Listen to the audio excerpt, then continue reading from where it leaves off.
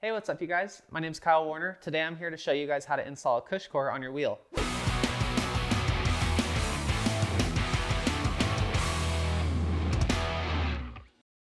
So today I'm going to show you kind of the tips and tricks that I've learned that really help speed this process along.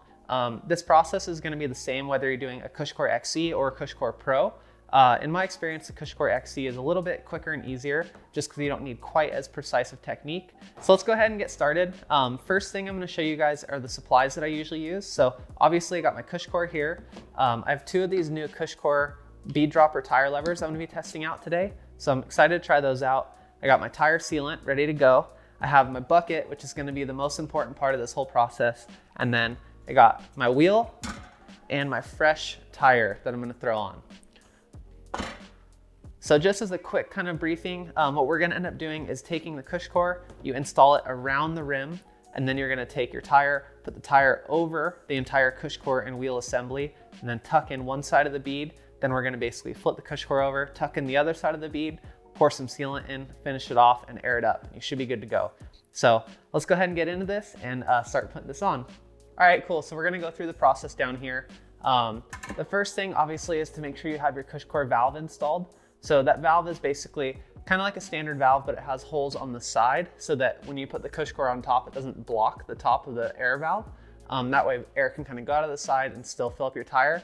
That's the first step. After you have that done, the next step is taking your Cushcore, and you need to locate some of these little reliefs. So I'll show you guys. There's some of these small reliefs here, and you want one of these reliefs to go right on the valve.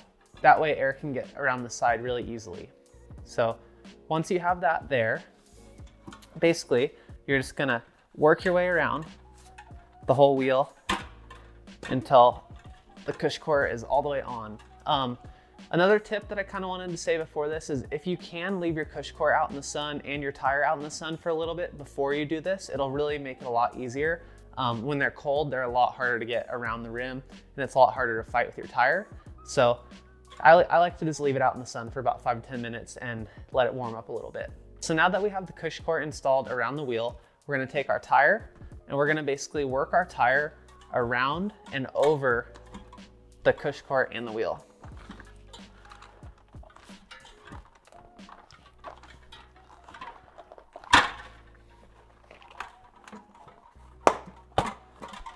Sweet. Then our next step is gonna be working the bead around the tire and kind of getting one side on. So the biggest tip I have for this is to make sure that you take the Cushcore with your one thumb and kind of prop it up, take the tire with the other thumb, and start to just work your way around until you can get a little bit of a purchase on it.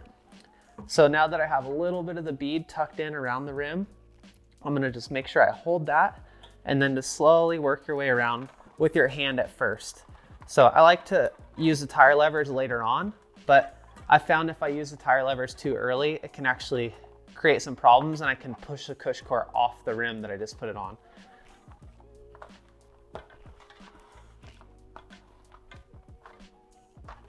So as you can see, I'm just working my way around. Once I get a little bit of the tire on, kind of push down.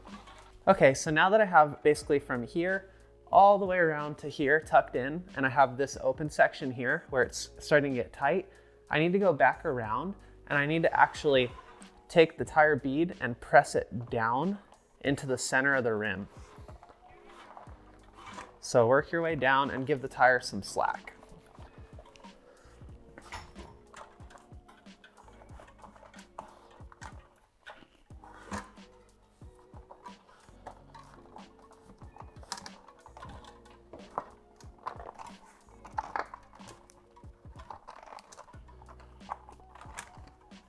So the key of this process is basically to just keep pushing the tire down into the center of the rim, because the center of the rim is actually slightly smaller than the outside edge.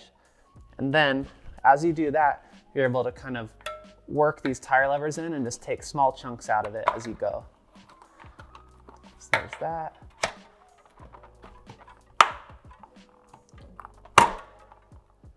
That.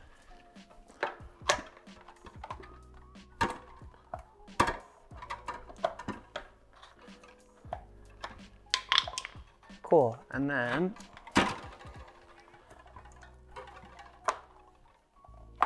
boom. Cool.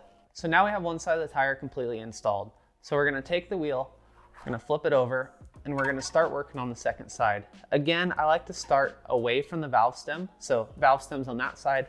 I like to start on this side. Basically, we're gonna do the same process where we're gonna take the tire, we're gonna tuck it into the side of the rim, work our way around as much as we can, and then go back and push the bead down into the center of the rim as we take small bites out until we're all the way done. So I'm gonna go ahead and start that on this one.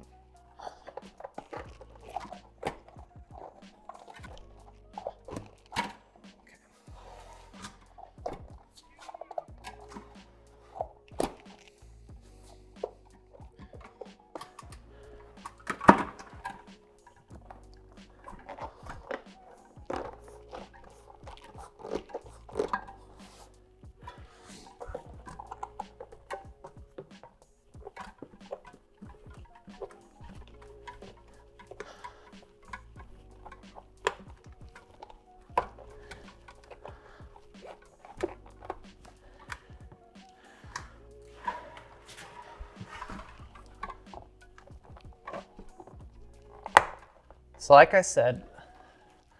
was saying, the second side is quite a bit harder. That's where this new bead dropper tool comes in handy. Basically, you're able to grab it like a handle, push down, and go around and tuck the bead in.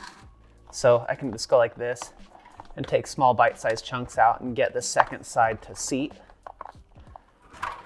Okay, cool. And then when you get to the very end, when you have about 6 to 8 inches left after you've kind of been working this back and forth, I like to just make sure that I get my tire lever in here, take one good bite out. Boom. All right, cool. So that was getting both sides of the tire on.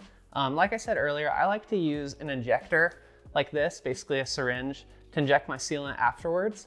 That way I kind of can do this with less mess. I don't have to worry about it dripping out anywhere, and then I can finish up, put some sealant in there and call it good. However, with that being said, when we were kind of at this little 12-inch left section, if you're gonna just pour your sealant in, that's when you wanna do it, when you have about that much left. Let's go ahead and inject some sealant in here, and then we'll air it up, and I'll show you guys how easy it is to air up, and then we'll be done with this thing.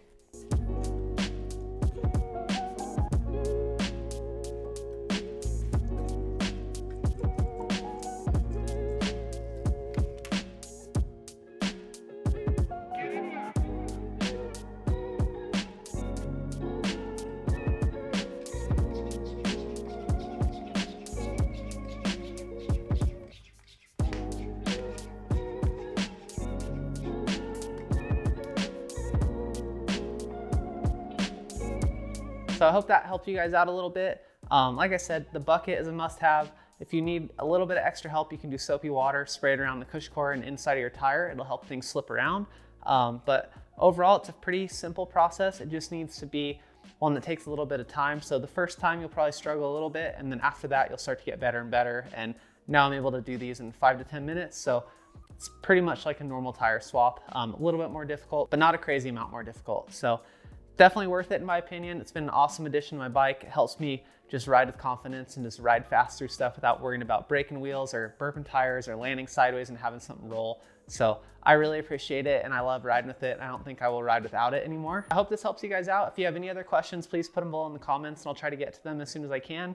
If you could like and subscribe on this video, that'd be awesome. And then, like I said, I hope that you guys enjoy riding with Cushcore and getting out and shredding.